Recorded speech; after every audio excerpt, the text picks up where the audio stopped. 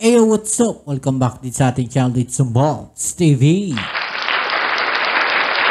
Alright, so tayo magbabalik ulit mga tol, no? At ngayon ay pag-uusapan natin ang isang video mula sa channel ni John Reps.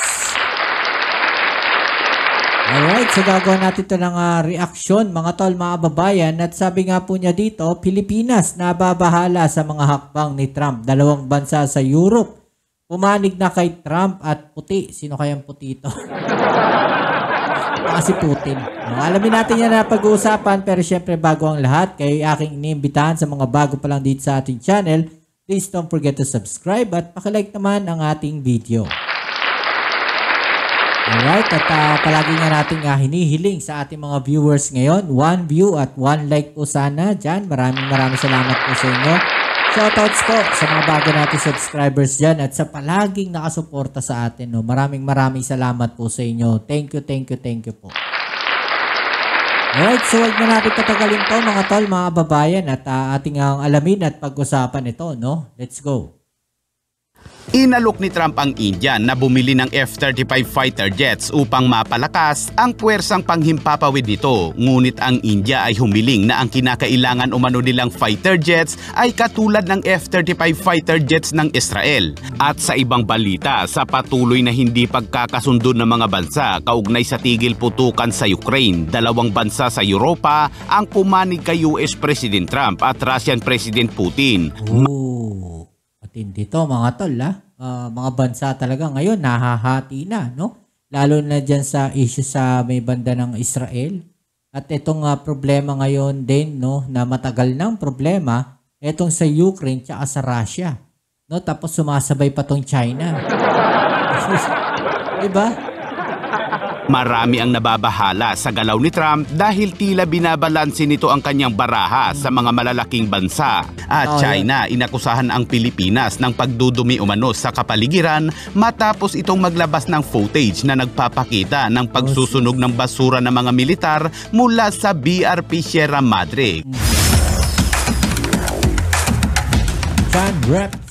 Dahil sa mga kinakaharap ng India na banta mula sa Pakistan at lumalagong puwersa ng China sa rehiyon, nais ng India na palakasin ang puwersang panghimpapawid nito upang masigurong mas ligtas ang kanilang bansa. Kaya't bumisita si Indian Prime Minister Modi sa Amerika at nakipagpulong ito kay Trump at doon ay napag-usapan nila ang tungkol sa F-35 fighter jets. Billions of dollars were also paving the way to ultimately provide India with the F-35 stealth fighters. Inalok ni Trump si Indian Prime Minister Modi ng most advanced 5th generation F-35 fighter jets nito. Ngunit naisip ng India na upang i-maximize ang estrategikong halaga ng potensyal na pagkuha nito, ang India ay humiling na gayahin ang diskarte ng Israel tulad ng heavily modified F-35I na Israeli variant. Ang partikular na pangangailangan ng India ay katulad ng modelo ng Israel dahil ang Israel ay mayroong F-35I na namumukod tangi sa pandaigdigang F-35 fleet sa mundo dahil fully modified ito at sadyang ginawa para lamang sa Israel. Nakipag-usap noon ng Israel sa konsesyon mula sa Amerika at Lockheed Martin na gumagawa ng espesyal na fighter jets na nagpapahintulot na pagsamahin ng Amerika at Israeli technology. Ipinaliwanag naman ng Amerika sa India na hindi maaaring gawin ng Amerika ang gusto nito dahil ang F-35I ay para lamang sa Israel at upang matupad ang iminungkahi nito ay kinakailangan umano nilang makipag-usap sa gobyerno ng Israel. Tama. Kasi baga patented yung design na yun, no? Since na yung gagawa ay kinausap nila. Okay? At yung technology ng Israel ay nilagay din doon sa eroplano na yon. So, hindi uubra yon na kung ano yung pinagawa ng Israel, yun din yung bibili ng India. So, negative yon mga tol. Kasi nga naman, yung idea na nandun, technology at idea ng Israel, di ba? System, Israel Aerospace Industries at Lahab para sa sarili nitong mga prioridad sa depensa.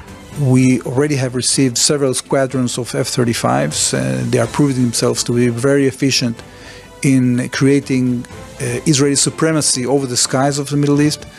And if India manages to do the same and acquire F-35s, no doubt it will give it a similar edge. Sa ngayon ay hindi pa malinaw kung itutuloy ng India ang plano nitong pagbili ng state-of-the-art F-35 fighter jets. Hindi na natin babanggitin dito kung ano ang mga kakayahan ng Israeli variant na F-35 Adir at kung bakit ito namumukod tangi. Dahil naitampok na natin yan sa nakaraan nating video. Panuorin nyo na lang mamaya mga kabayan.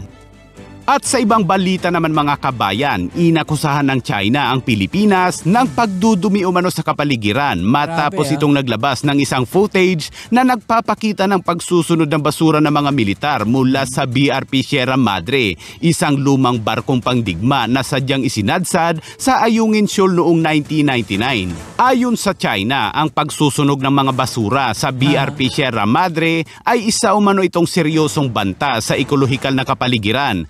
Sinabi rin ng China na ang matagal ng iligal na nakasadsad na barkong pangdigma ng Pilipinas sa kanila umanong teritoryo ay lubhang nakakapinsala sa katatagan at pagpapanatili ng coral reef. Kaya ito yung diskarte ng China mga tol. No? Makikita natin dito na pinapalabas nilang nakakasira sa ecosystem yung barko na yan.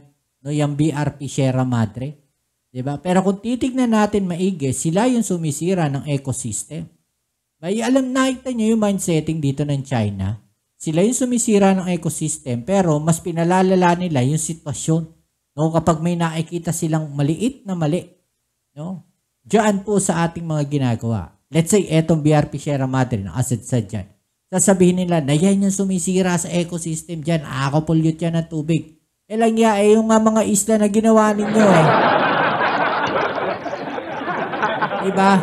Ilang ektarya yung sinira ninyo na ecosystem para lang maitayo yung isla ninyo na yan. Diba? Ilang tonelada isda yung mga nawalan ng bahay dyan. No, para lang maitayo nyo yung mga artificial island yun na yan. Diba? No, yung mindsetting ng China, makikita natin dito. Masyado. No, sobra silang gumawa ng kwento mga tol. No, talagang pinalalala nila. Ganon sila katindi.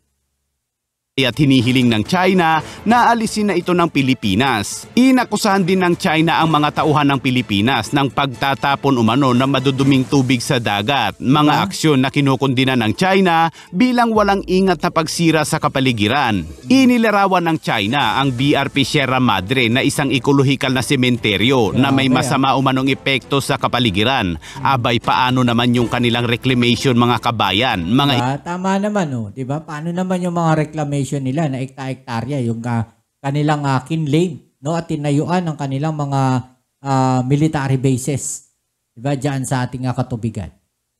Islang tinatayo nila kung saan malawak na mga coral reef ang kanilang sinisira. Isa pa dyan ay ang kanilang aircraft carrier na Liaoning na nagbubuga din naman ng usok mga kabayan. Bago lang kasi ito tingnan pero luma na talaga ang makina nito.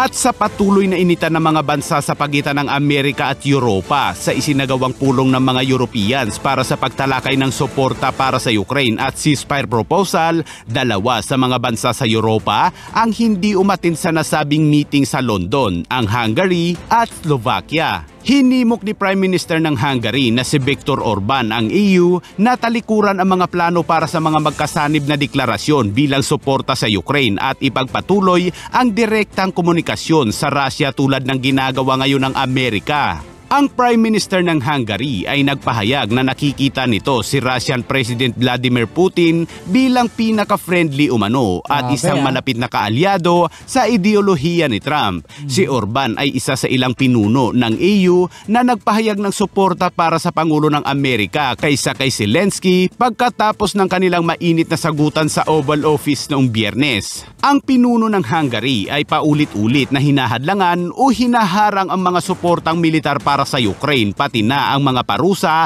na ipinapataw laban sa Russia. Ang punong ministro ng Slovakia naman na si Robert Fico ay nagpahayag din na hindi umano ito magbibigay ng suportang pinansyal o militar sa Ukraine. Sinabi din ito na ang Russia ay magpapatuloy sa gas transit sa Slovakia na isang pangunahing issue sa isang salungatan.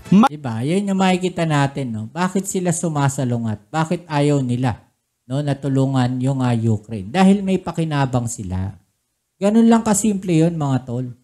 Diba? Pero kung humanitarian reason, tutulungan nila ang Ukraine. Diba? Kung wala silang pakinabang dyan, ba't nila tutulungan? No? So may pakinabang sila sa Russia, kaya hindi nila tinutulungan yung Ukraine. Kaya ganun lang naman yun, gamitan.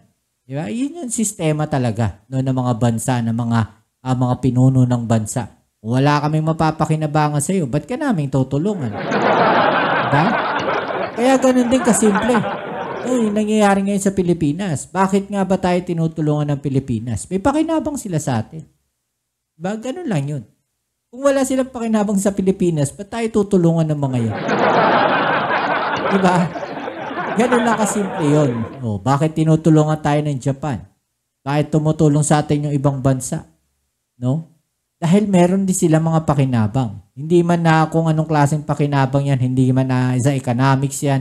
No, pero yung safety nila. No, dahil nga sa ginagawa ng China na pananakop. No, kung tatalikuran natin sila at kakampi tayo sa China, wala na, laglag na sila. Ano lang ang simple yun. Malinaw na pumapanig ang Hungary at Slovakia kay Putin at Trump. Ngayon naman ay nilinaw ng Trump administration na gusto nito na mag-public apology sa kanya si Ukrainian President Zelensky. Ito ay upang ayusin ang relasyon sa pagitan ng dalawang bansa. Samantala, nagpasalamat naman ang Ukraine sa Pilipinas dahil isa ang Pilipinas sa mga bumoto sa mahigit 19 na bansa sa isang resolusyon ng United Nations upang sabihan na ang Russia na alisin lahat ng militar nito sa mga lugar na nasakop nito sa Ukraine.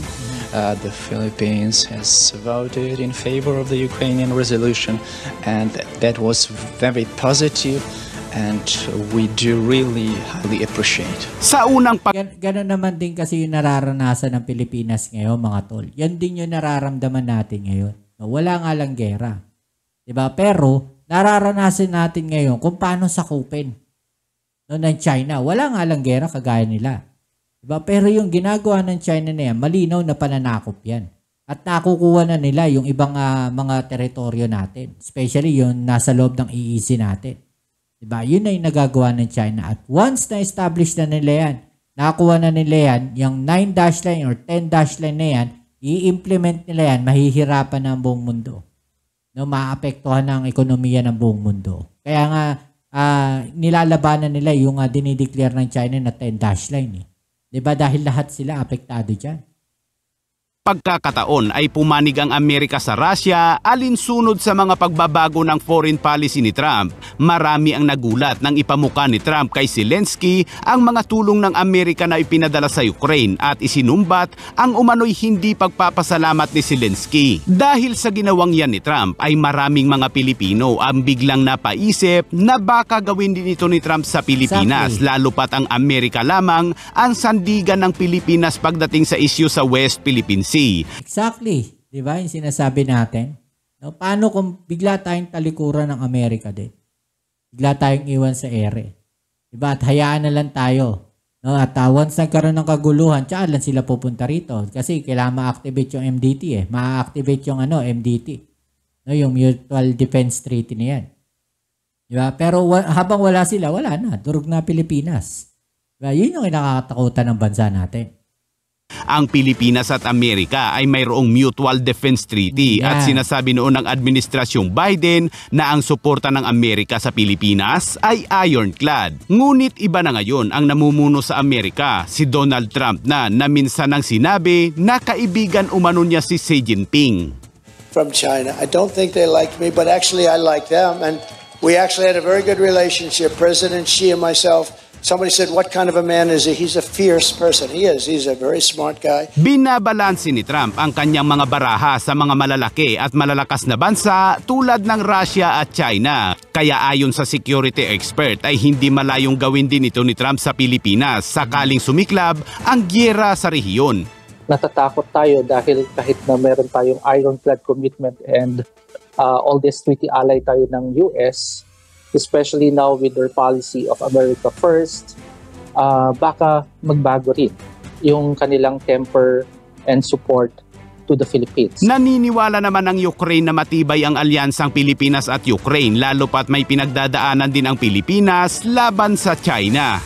Yun yung sinasabi natin. Diba? Yung may pinagdadaanan din tayo na kagaya ng pinagdadaanan ng Ukraine ngayon.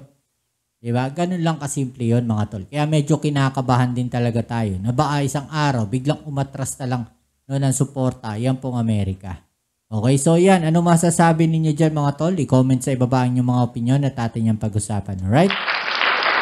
So yan, muli maraming salamat sa lahat ng mga patuloy na kasuporta dito sa ating channel. Kita-kits tayo sa ating next video upload. Ito muli ang inyong Kuya Mobs sa Mobs TV.